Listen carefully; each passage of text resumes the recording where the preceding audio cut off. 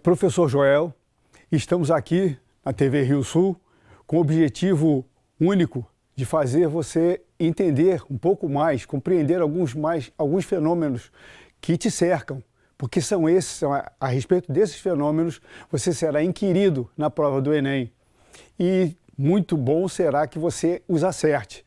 Então, a gente vai dar uma repassada aqui em alguma coisa que vai na minha cabeça de longa data, que pode vir a cair, que já caiu e pode retornar no Enem. Então, vamos lá. Primeira questão. A agricultura de precisão reúne técnicas agrícolas que constituem particularidades locais do solo ou da lavoura, a fim de otimizar o uso de recursos. Uma das formas de adquirir informações sobre essas propriedades é a fotografia aérea de baixa altitude, aviõezinhos de baixa altitude, realizado por um veículo aéreo não tripulado, VANT, veículo aéreo não tripulado. Na fase de aquisição é importante determinar o nível de sobreposição das fotografias. Uma foto vai ficar sobreposta à outra. A figura ilustra como uma sequência de imagens é coletada por um VANT e como são formadas as superposições. Aí ele deu essa foto dada. O operador do VANT recebe uma encomenda na qual as imagens devem ter uma sobreposição frontal de 20% em um terreno plano. Para realizar a aquisição das imagens, selecione uma altitude H fixa de voo de 1.000 metros. A uma velocidade constante de 50 metros por segundo. Notem que nesse Enem ele não colocou 50 metros por segundo, colocou 50 vezes segundo a menos 1. 50 metros vezes segundo a menos 1. É a mesma coisa que 50 metros por segundo. A abertura da câmera fotográfica do VANT é de 90 graus. Considere tangente de 45 igual a 1. Com que intervalo de tempo o operador deve adquirir duas imagens consecutivas? Atenção! Vamos voltar à primeira. Bom, esse aviãozinho vai voando por aqui e vai tirando foto. Pá! Tirou foto dessa aqui. Pá! Tirou foto dessa que está aqui. Pá! Tirou foto dessa que está aqui. Colocando um desses triângulos, aumentando um desses triângulos para a gente visualizar melhor. Vamos lá. Segunda. Isso aqui é um daqueles triângulos mostrados lá. Diz que é 90 graus aqui e que 45 graus aqui. Essa perpendicular baixada do ponto... Estão verificando que isso é uma questão puramente matemática. Podia ser uma questão de matemática. Isso aqui é um dos catetos desse triângulo aqui, ó. Cateto oposto, cateto adjacente. O lado AC, que é a base da fotografia, é que eu preciso encontrar.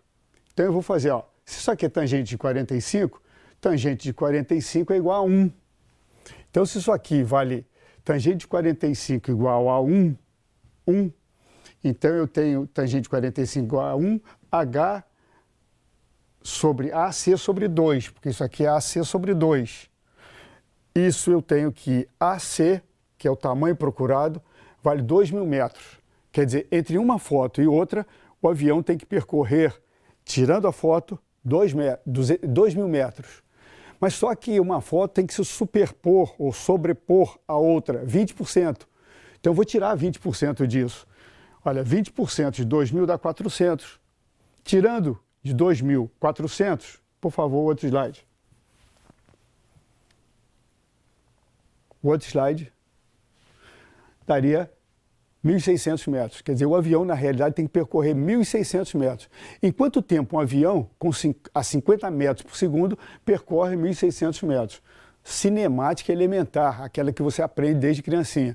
Então, a gente tem que 50 igual a 1.600 sobre ΔT, intervalo de tempo 32 segundos, resposta letra B. Resposta letra B, bola. Eu acho que essa aí não tem dificuldade, você estuda isso, quando eu disse de criancinha para diante, é do oitavo ano, nono ano, primeiro ano, segundo ano, terceiro ano, pré-vestibular, você estuda essa matéria, esse conteúdo. Tudo bem. Agora a gente vai falar de alguma coisa que poucos viram, poucos do ensino médio viram. E 3 questões caíram. Então é conveniente que a gente saiba esse assunto. Isso aqui esse fio, isso aqui tem uma bateria, para quem nunca viu, isso é uma bateria de um carro. O polo vermelhinho é positivo, você não vai ver polo vermelho no Enem, porque a prova é preto e branco, então os dois polos serão pretos. Mas o polo mais grosso é o positivo, o outro é o negativo. Então, esse vermelhinho aqui eu indiquei, ele é o positivo, esse aqui é o negativo. Então a corrente elétrica vai circular nesse sentido, ó. Mas ela não vai circular porque eu tenho uma chave aberta aqui. É igual a lâmpada do quarto ou da sala da sua casa, a chave está aberta, a lâmpada está apagada. Quando você chega, plique, fechou a chave. Quando você fecha a chave, vamos fechar essa chave. No que você fecha a chave, você fechou o circuito, você deu um caminho para as cargas. Então as cargas vão circular desse jeito, ó. A lâmpada está aqui, vai ficar acesa, e esse gerador, que é a bateria, vai fazer isso que está aqui. Até aí, sem problema. Você fala, até aí é um circuito simples, elementar, que eu já sei. Eu sei que você sabe isso que está aí. Mas acontece que perceberam no final do século XIX, meados do século XIX, que a eletricidade estava intimamente relacionada ao magnetismo. Ou seja, o Brasil foi descoberto em 1500. Em 1500 eles já dominavam o uso da bússola. E pela bússola eles viam em alto mar, sem terra para lugar nenhum, eles verificavam para onde prosseguir, pela direção da bússola, que indica o campo magnético local da Terra. Bom, acontece que, por enquanto, não tinha. Verificamos que quando a lâmpada acende, uma bússola colocada por perto, próxima à bancada, a agulha da bússola se movimenta. Ora, são dois fenômenos completamente distintos. Um é eletricidade, tem a ver com íons, elétrons a mais ou elétrons a menos. Tá. Outro tem a ver com magnetismo, spin. São fenômenos, são coisas diferentes, mas se percebeu que eles se comunicam. Então deu origem ao eletromagnetismo, quer dizer, a eletricidade e o magnetismo. Ora, se a eletricidade gera magnetismo, o magnetismo gera eletricidade. Então vocês estão nos ouvindo, estão nos vendo por uma onda eletromagnética que chega até vocês. E uma onda eletromagnética é produzida por eletromagnetismo. Ímãs e bobinas, corrente elétrica circulando e ímãs. Então, se eu pegar uma chamada regra da mão direita, e não tem jeito de ser com a outra mão, é com a mão direita, regra da mão direita. Você vai pegar a bobina, isso aqui é espira, com a mão, claro que você não vai fazer isso para levar choque, se ela estiver desencapada. Mas imaginem isso, pega a espira assim, com o polegar indicando o sentido da corrente. Olha a corrente, ó. Tá. Então, está saindo. Eu tenho um vetor saindo. Quando o vetor está saindo dessa tela, significa que isso aqui é o norte de um ímã. Você fala, mas eu duvido muito que isso seja o norte de um ímã. Só porque passou carga elétrica, isso virou um ímã. Aí você pega o norte de um ímã, esse ímã de geladeira, norte com o norte, você sabe que eles se repelem. Sul com o sul de ímã, você sabe que eles se repelem. Norte com o sul, você sabe que eles se atraem. Se você pegar um ímã polo norte, uma barra polo norte, e aproximar disso que está aqui, você vai verificar que é uma repulsão, como se isso aqui fosse um polo norte de um ímã. Não é, mas é como se fosse. Se comporta como se fosse um polo norte de um ímã. Agora, atenção para os vídeos que vêm depois. Vai. A natureza produz na espira, lei de Faraday-Lenz. Faraday foi um gênio. A natureza produz na espira um vetor induzido BI de modo a manter constante o valor de B. Ou seja, a natureza não quer que o vetor B, indução magnética, que é aquele vetorzinho que eu falei que está saindo da tela, ele não quer que aquilo mude. Bom, peguei aqui a figura, tirei a bateria. Para onde a lâmpada está acesa? Claro que não, não tem bateria. Se não tem bateria, não tem corrente elétrica. Se não tem corrente elétrica, a lâmpada não acende. Se a lâmpada não acende, não gera indução magnética. Não gera indução magnética porque não tem corrente elétrica. Então uma coisa vai destruindo a outra. Mas agora, se eu pegar um ímã positivo, então indução aqui na espira é zero. A natureza quer que continue zero. Bom, se eu pegar um polo norte e virar para a tela e enfiar o polo norte para lá, ó, zoom, então eu estou tentando enfiar o polo norte aqui. A espira gera um polo norte na tentativa de repelir o movimento que eu estou fazendo. Ela é contra, ela não quer. Se ela é zero, tem que continuar zero. Mas acontece que ao fazer isso, zoom, a lâmpada acende. A lâmpada acende pela mesma razão. Eu não tinha corrente, uma bateria que gerava uma corrente e a corrente gerava, então, fazia uma polaridade na espira. Agora eu não tenho polaridade na espira. Não tenho polaridade na espira, não tenho corrente, não tenho coisa alguma. Então, se eu pegar o ímã manualmente, mecanicamente, e apertar o ímã contra a tela, eu vou gerar um polo norte aqui. Se eu gerar um polo norte aqui, eu vou ter uma corrente do mesmo jeito que da figura A. Então a lâmpada vai acender. Vai acender sem bateria. Você fala, vai acender sem bateria?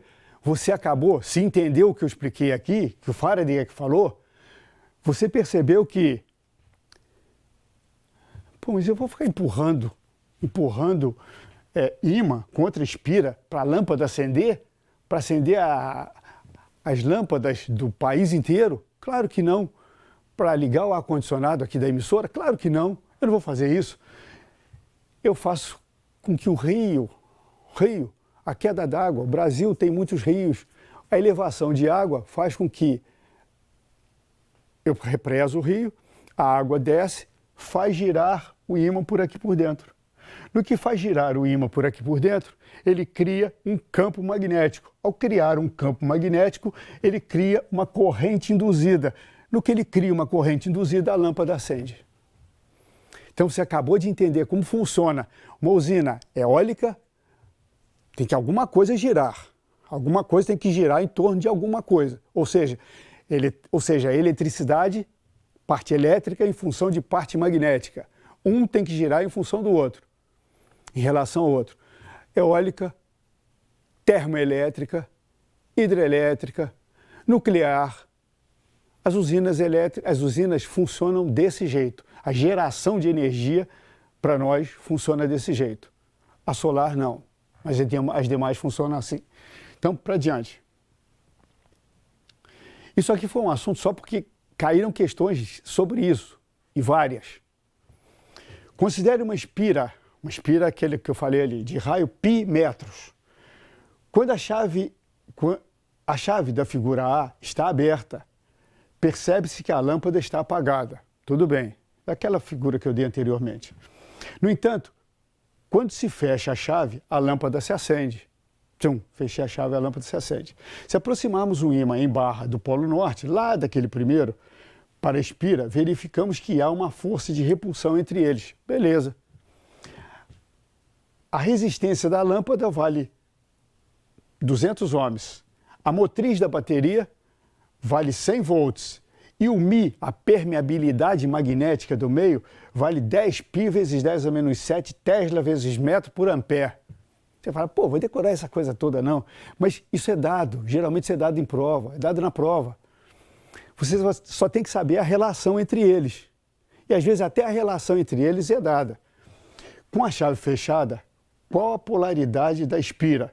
Já vimos lá no desenho lá de cima que a polaridade, nem vamos voltar ao desenho, que a polaridade é norte. Você depois volte no desenho lá em cima, você vai ver que a polaridade é norte. Primeiro desenho que aparece. Quando eu fechei a chave, a polaridade ficou norte. Quanto vale o vetor indução na espira? Agora eu vou precisar fazer uma continha. Olha só, vetor indução na espira vai valer, esse aqui é motriz e R.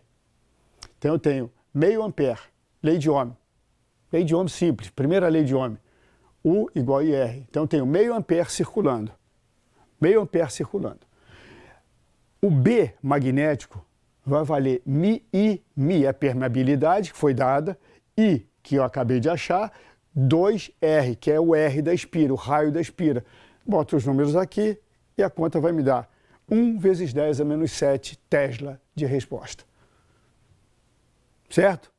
Certo, mas a gente vai fazer mais questões sobre isso. Olha aqui, uma questão do Enem que ele misturou corrente elétrica com força elástica. Tem uma mola, uma catraca aqui, e você tem um botãozinho em qualquer lugar, pode ser aqui, por exemplo. Quando você apertar esse botãozinho que está aqui, você vai fazer passar corrente elétrica pelo fio. Do que você faz passar corrente elétrica pelo fio, essa mola estica, pum, dá uma cacetada na catraca e abre a porta. Como se fosse uma porta. Abre a porta.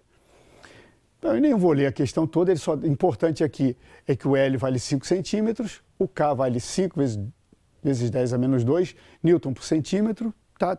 Ele quer saber a intensidade do campo magnético. É claro que a intensidade do campo magnético para chegar daqui a aqui, olha, CO. Vamos lá para a solução. Olha, a velocidade é ΔX sobre ΔT. O ΔX, 3 vezes 10 a menos 2 metros. Volta anteriormente, Angélica. 3 vezes 10 a menos 2 metros.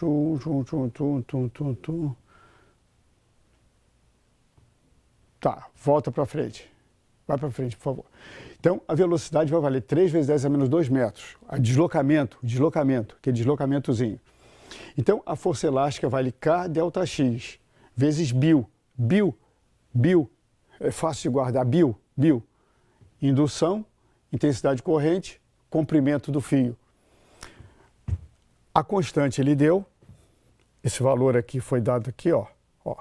O B, eu preciso saber, 6, a corrente é 6, vezes 5 vezes 10 a menos 2, que é a corrente que a gente achou lá na frente. Então, B igual a 15, 15 é igual a B vezes 30. B igual a 5 vezes 10 a menos 1 Tesla. Resposta à letra, acho que é letra A. Resposta à letra A. Então, vejam, nessa questão foi misturada uma parte de mecânica, de mola, esticar mola, encolher mola, com corrente elétrica passando num fio.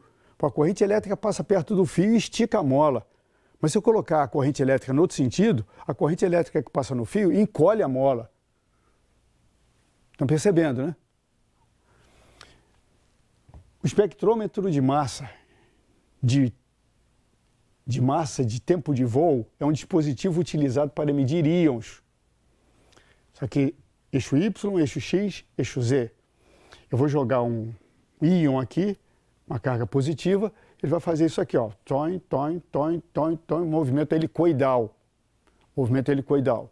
Ora, se ele vai fazer esse movimento helicoidal, ele teve que ser jogado assim, ó, assim. Porque uma projeção da velocidade vai ser para cá, para X, para ele fazer esse movimento helicoidal, como se fosse o espiral do seu caderno ou da sua apostila, e a outra ele vai fazer isso que está aqui. Então vamos lá.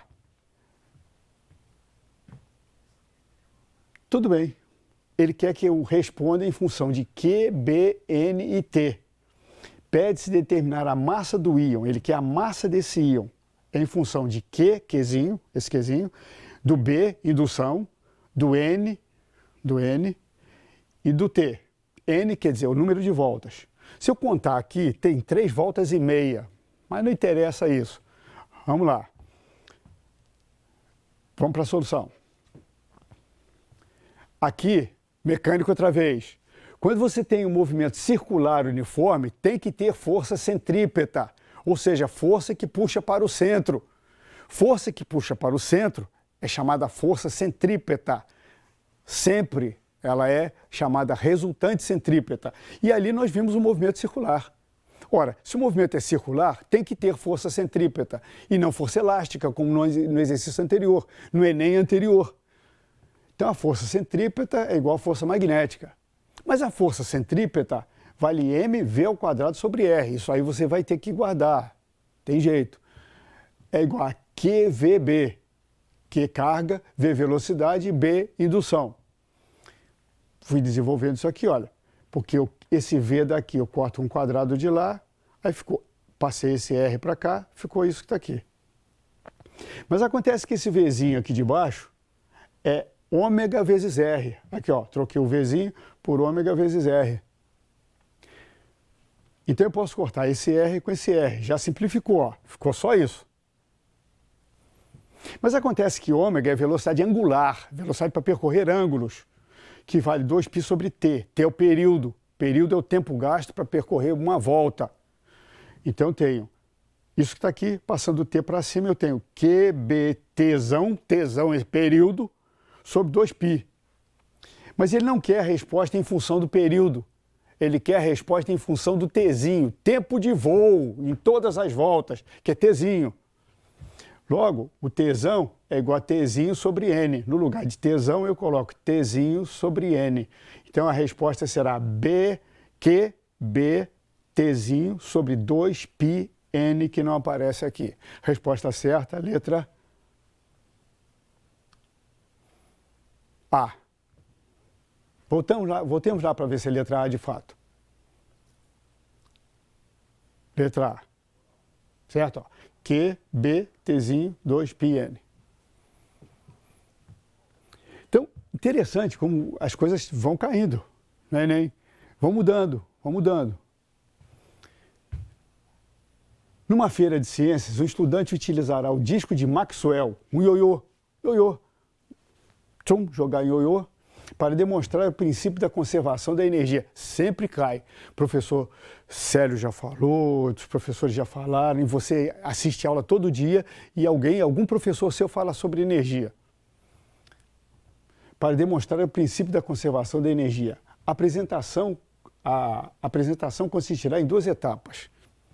Tá? Uma etapa 1, que ele pega um ioiô desce, zoom, e uma etapa 2, ele diz que a energia mecânica total, não há perda de energia.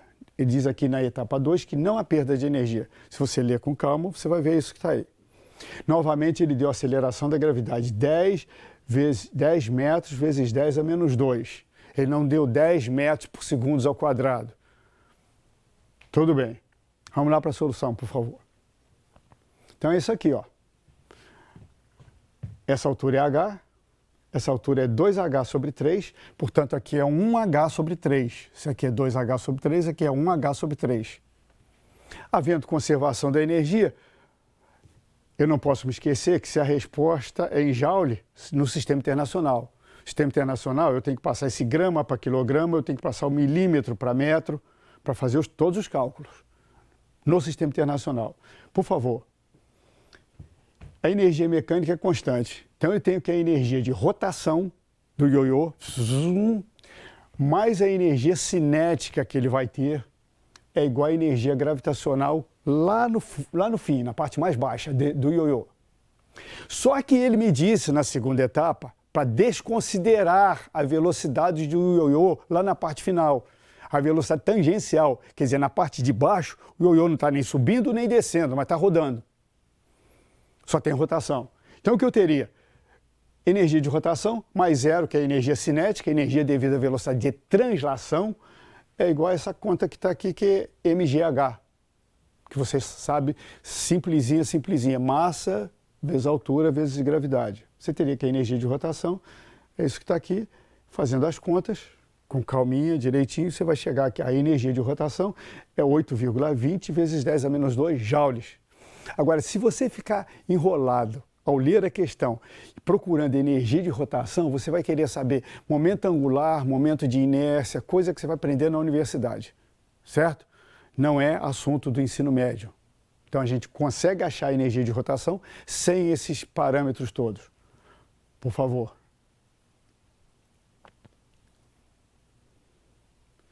Bom, essa questão que está aqui é uma questão interessante que eu vou associá-la a coisas que acontecem na sua casa. Por exemplo, ele diz que aqui são lâmpadas da sua casa, do quarto, do outro quarto, do corredor, do quintal, da sala.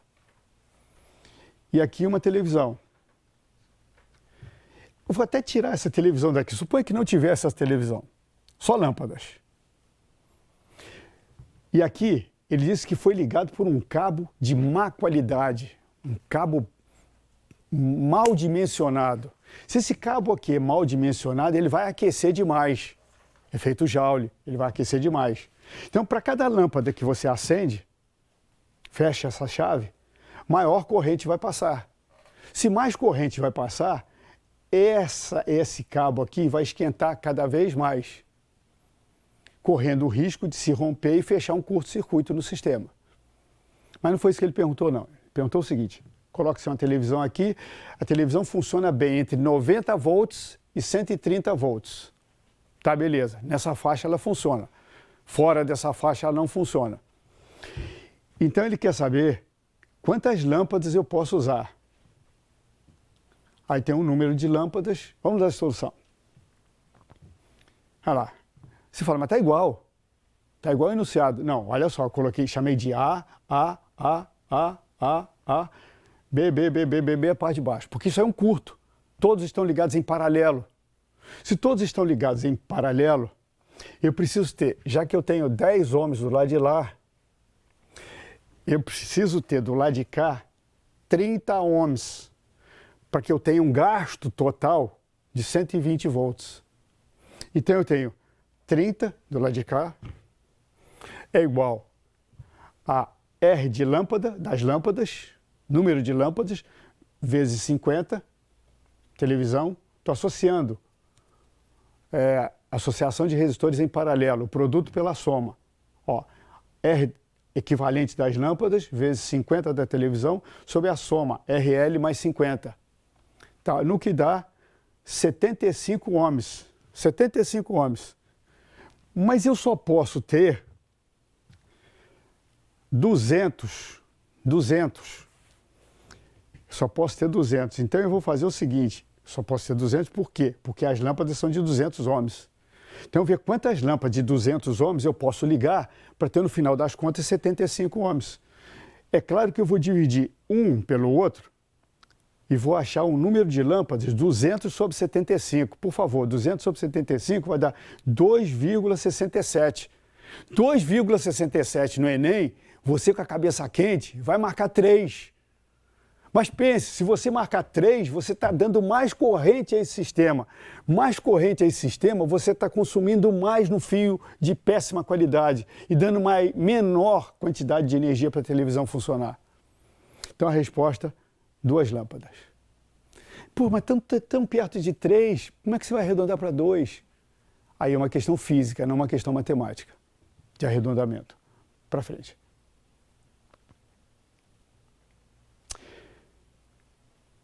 Stefan Boltzmann e Ludwig Boltzmann, eles perceberam que a energia incidente em um determinado corpo está relacionado da seguinte forma: que é 100% da energia que você cede para um corpo é igual a resistividade, refletividade, mais transmissividade, mais absorvidade. Quer dizer, ele absorve um pouco, transmite um pouco e reflete outro pouco. Esse cada pouco que eu estou falando, somado, tem que dar 100%. Tudo bem. Aí ele acendeu uma lâmpada aqui e colocou uma garrafa PET do lado esquerdo e uma garrafa PET do lado direito. Só que a garrafa PET do lado direito está enegrecida. E colocou um termômetro para medir a temperatura de lá, um termômetro para medir a temperatura de cá. E acendeu a lâmpada. As duas estavam à mesma temperatura no início do experimento. Acendeu a lâmpada.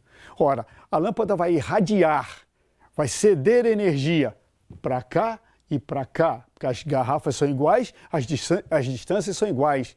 Nenhuma delas recebeu mais energia que a outra. Mas, no entanto, a garrafa da esquerda acumula mais energia, ela absorve mais. Se ela absorve mais, a temperatura sobe mais.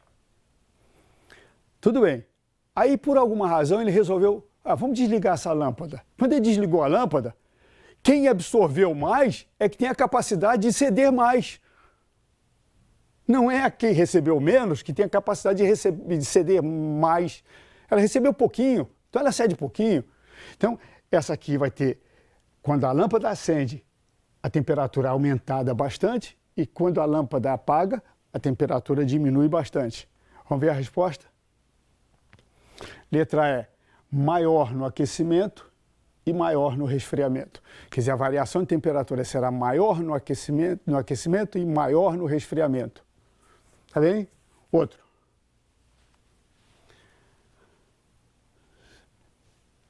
Isso aqui é simples e você pode fazer isso agora.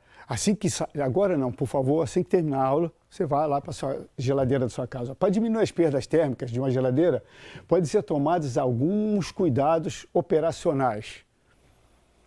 Distribuir os alimentos nas prateleiras, deixando espaços vazios entre eles, para que ocorra a circulação do ar frio para baixo e do quente para cima. Convecção. É claro que isso é verdadeiro. Isso é verdadeiro. Isso aqui é, número 1 é verdadeira. Caiu no Enem do ano passado, não convecção, caiu condução, que é uma das maneiras do calor se propagar de um lugar para outro. Esse aqui eu coloquei um de convecção, que também é do Enem. Manter as paredes do congelador com camada bem espessa de gelo para que aumente a massa de gelo e aumente a troca de calor com o congelador. Não. Você imagina o esquimó. O que o esquimó faz? Ele pega um machado, uma serra, uma coisa qualquer e faz tijolos grandes de gelo para fazer um iglu, para então se proteger do gelo. Mas aquele gelo, aquelas barras de gelo, do qual ele se protege do frio, está a menos 20 graus Celsius. Então o gelo é impermeabilizante térmico. Então, no que ele vai lá para dentro daquele iglu, ele vai produzir calor. Seu corpo produz calor, energia. Essa energia vai fazer com que ela fique aprisionada pelo gelo no iglu. Então, essa número 2 está errado. Quanto menos gelo tiver no congelador, melhor funciona a sua geladeira. Agora, cuidado, se a sua geladeira está com uma camada grossa de gelo, não vá com a faquinha lá para tirar esse gelo, porque essa faquinha pode romper um tubo e Freon 12 espirrar em você e isso é perigoso. Tá? Deixa a geladeira desligada um dia. Limpar o radiador, que é a parte de trás, periodicamente para que a gordura e a poeira nele que se depositaram não reduzam a transferência de calor ao ambiente. Isso aqui é verdadeiro. Vez por outra, as pessoas fazem ao contrário. Ah, mas o tempo não tá sol firme, eu vou lavar roupa, mas tem só esse paninho aqui, eu vou enxugar essa roupa. Mas eu queria que se enxugasse, como é que eu faço? Ah, eu lembro que aquilo ali é meio morno, aquela partezinha de trás da geladeira onde você põe a mão, aquele radiador, é morninho. Aí você põe aquilo ali, aí você está evitando com que o calor da geladeira, tirado de dentro, passe para fora. Isso não é legal. Resposta: para uma geladeira tradicional, é correto indicar apenas letra D, as operações 1 e 3. 2 está fora. Certo? Outra. Esse aqui é uma questão simplesinha de torque. Momento de força. Momento de força. Só acontece com corpos extensos. E você vai ter que utilizar um teorema chamado Teorema de Varignon. Teorema de Varignon. Só que ele colocou uma barra, apoiou essa barra aqui, tem dividido aqui, apoiou, colocou 5 kg de arroz numa extremidade e a barra quer saber o peso, quer saber a massa da barra. Massa da barra, vamos lá, a solução. Antes, volte, por favor. A massa da barra atua no centro de massa dela. O centro de massa dela vai estar por aqui, ó, para baixo. Então, o peso da barra vai fazer isso, ó. Tom. E o peso do arroz vai fazer isso. Tom. Quando é que a barra vai estar equilibrada? Quando isso que faz rodar nesse sentido for igual a isso que faz rodar no sentido oposto. Que isso é isso? Isso é o Teorema de Varignon. É o momento de força, é o momento de uma força, o torque, que vale, vamos à solução. Olha lá, eu tenho o apoio, uma reação no apoio, tenho o peso da barra e o peso do arroz. O produto do peso da barra vezes essa distância tem que ser igual ao produto do peso do arroz vezes essa distância. Então eu teria isso que está aqui, igual a zero, porque ela não pode rodar para lado nenhum. Tum, tum.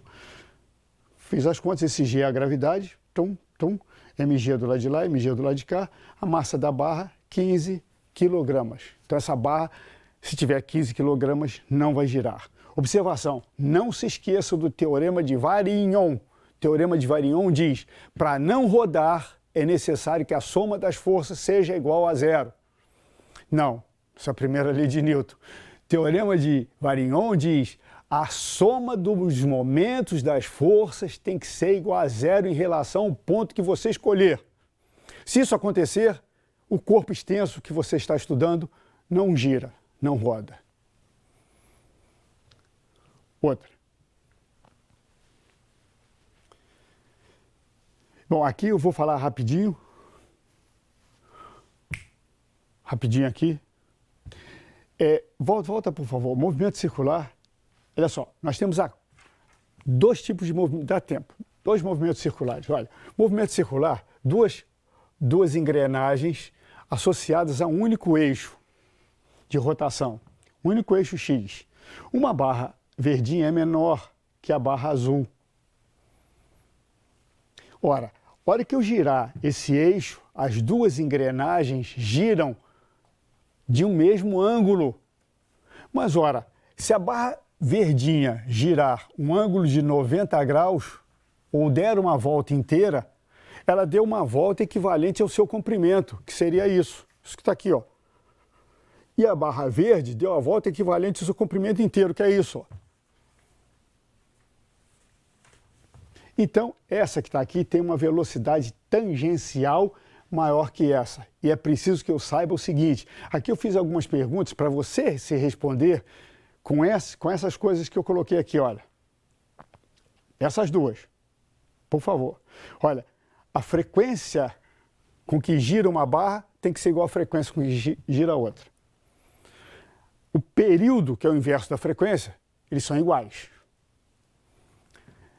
As velocidades angulares são iguais, quer dizer, cada uma delas percorre o mesmo ângulo no mesmo tempo. Mas as velocidades tangenciais não são iguais. Cada uma percorre uma velocidade tem uma velocidade diferente, percorre uma distância diferente no mesmo tempo. Significa, você tem uma bicicleta com uma rodinha pequena e uma roda grande. Você vai andar nessa bicicleta. Quando você está andando na bicicleta, a rodinha pequena dá mais voltas do que a roda grande. Sim? Sim. Ah, beleza. Então, aqui são engrenagens ligadas a eixos diferentes. Também movimento circular uniforme. Roda A, engrenagem B, engrenagem C. Se eu fizer uma das engrenagens girar, as outras girarão. Por via de consequência, estão acopladas. O que vai acontecer é o seguinte, a roda menor, de menor raio, dá para verificar sem medir, que é a B. Depois a C e a roda de maior raio é a A. Portanto, quando eu rodar a B dá bastante mais voltas que A. Então aqui é o contrário, a frequência de B vai ser maior que a frequência de C, que vai ser maior que a frequência de A. Isso está escrito aí para você não precisar ficar apavorado. Isso aqui tem que virar ao contrário. Mas tudo bem, deixa assim, ó. É a mesma coisa, só é VC, VC, VB, VA, FB, FC, FA, TB, TC, TA, ômega B, ômega C, ômega A. Tá? Tudo no mesmo lugar, só que os índices são depois da letra. Certo? Bom, aqui tem algumas perguntas a respeito disso. Se você não souber isso que está aqui e aquilo que está lá, vamos mais uma questão, dá tempo. Vamos uma questão. Enem, questão do Enem. Sabe, mas que bicicleta feia, feia sim. Mas isso é questão do Enem. Olha aqui, ó. Tem uma catraca, uma coroa, onde você toca pedal, e tem uma catraca e tem a roda. Dá para perceber que as rodas são do mesmo tamanho dessa bicicleta. Essa roda do mesmo tamanho dessa. Portanto, as duas têm 80 centímetros. Essa tem 10 centímetros, essa tem 30 centímetros de diâmetro. Então a pergunta é a seguinte, ele pediu para arredondar π para 3, não é 3,14, é 3. Então vamos à solução, vamos lá. A volta, cada volta que a coroa dá, é uma volta que a catraca dá. Volte, por favor, o desenho. Cada volta que você toca o pedal aqui, é uma volta que essa catraquinha dá. Você fala, mas você falou que ela é menor. Ah, sim, falei que ela é menor, mas agora estão unidas por uma corrente. E essa corrente transmite a rotação daqui para a rotação de lá, da coroa e da catraca. Mas agora, a catraca está unida à roda. E cada volta que a catraca der, a roda também vai dar. Então, voltando lá à questão. A velocidade da coroa é igual à velocidade da catraca. Beleza. Então, 2πr da coroa vezes a frequência da coroa é igual a 2πr da catraca vezes f da catraca. Beleza. 30, que é o raio da coroa, vezes 1, é igual a 10 vezes 2, porque é uma volta, aqui é uma volta, vezes f, frequência da catraca. A frequência da catraca vai ser 3 voltas. A catraca vai dar 3 voltas. Ora, se a catraca dá 3 voltas e ela está acoplada à roda traseira, a roda traseira também dá 3 voltas. Mas a roda traseira tem 80 centímetros de comprimento. Então, 2πr, ela tem 40 centímetros de raio, ela tem 80 centímetros de comprimento. Ela vai percorrer 240 centímetros em linha reta, numa estrada horizontal. Ora, se ela faz isso, mas em 3 voltas, ela vai percorrer isso vezes 3, ou seja, ela vai percorrer 7,2 metros. 7,2 metros. Então, espero que vocês façam uma excelente prova, tranquilidade na boa, e se estão assistindo essas aulas, é porque vocês estão empenhados em aprender alguma coisa. Se estão empenhados em aprender alguma coisa disso que falei ficou. E alguma coisa disso que falei ficou, e quem sabe não será o ponto seu do Enem. Tá certo? Um abraço para vocês todos.